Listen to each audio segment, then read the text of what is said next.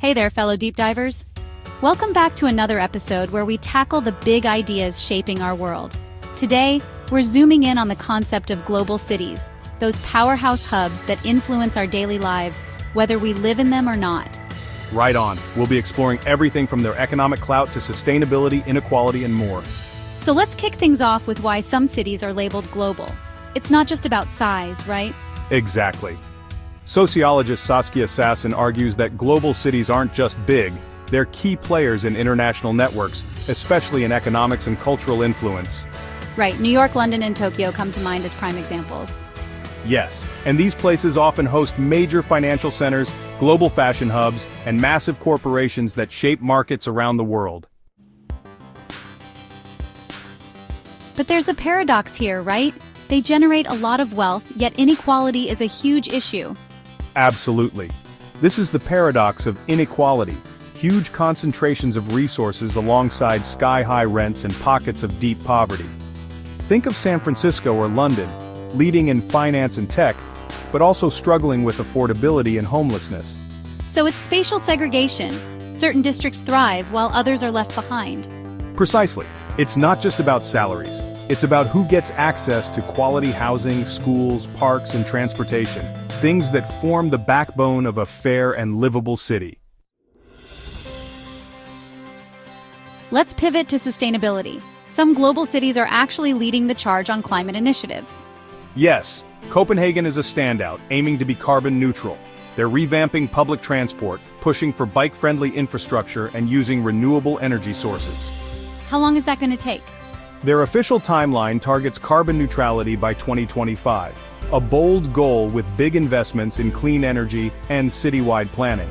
It'll be worth looking at whether they're meeting these milestones and how other cities can follow suit.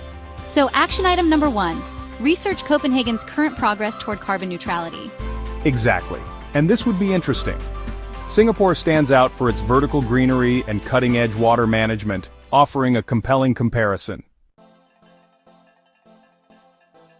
Now about smart cities, they sound futuristic, but there are real concerns, right? Absolutely. Using sensors, data, and algorithms can boost efficiency. Think about better traffic flow or improved waste management. But we have privacy issues and potential algorithmic biases, especially with things like facial recognition. Makes sense. Who's gathering all this data, and for what? That's where regulations and ethical guidelines are crucial. Action item number 2, explore current privacy regulations and see if they're keeping pace with rapid tech adoption in smart cities. We definitely don't want to slide into a surveillance state or unfair targeting. Exactly. And it's not just top-down decisions, community involvement is key. If residents aren't consulted, you get projects that might not serve their real needs. The pandemic changed how we think about cities. Remote work, lockdowns, all that. Right. Suddenly, we saw cleaner air and less traffic. That accelerated conversations about resilience, how to keep services running, and people safe during global crises.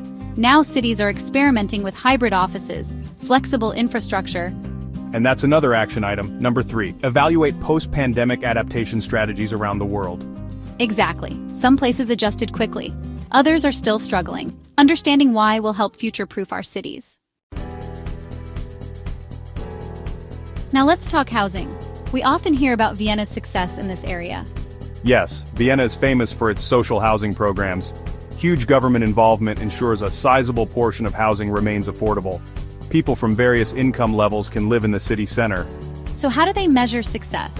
They track things like percentage of residents in social housing, rental costs compared to median income, and community well-being metrics.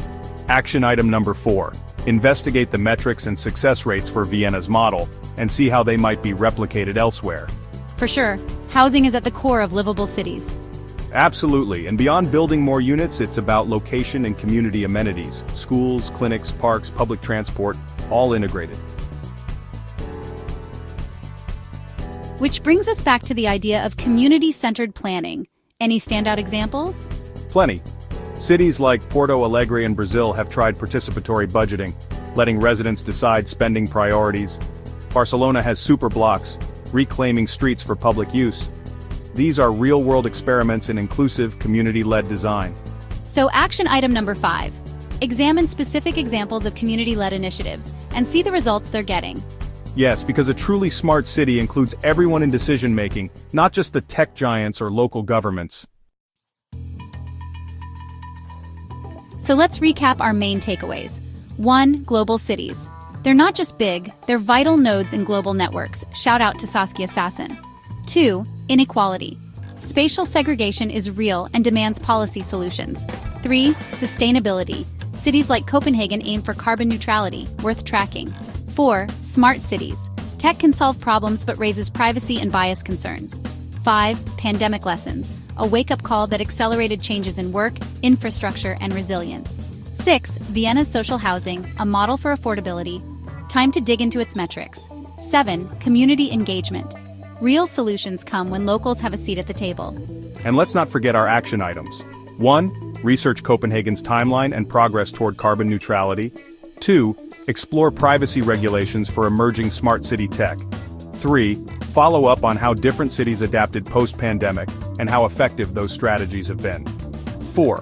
Investigate Vienna's social housing metrics.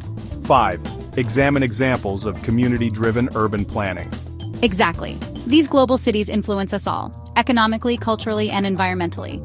And we can shape them too, whether it's by voting, advocating for smarter policies, or supporting sustainable and inclusive initiatives. Thanks for joining us on this deep dive, everyone.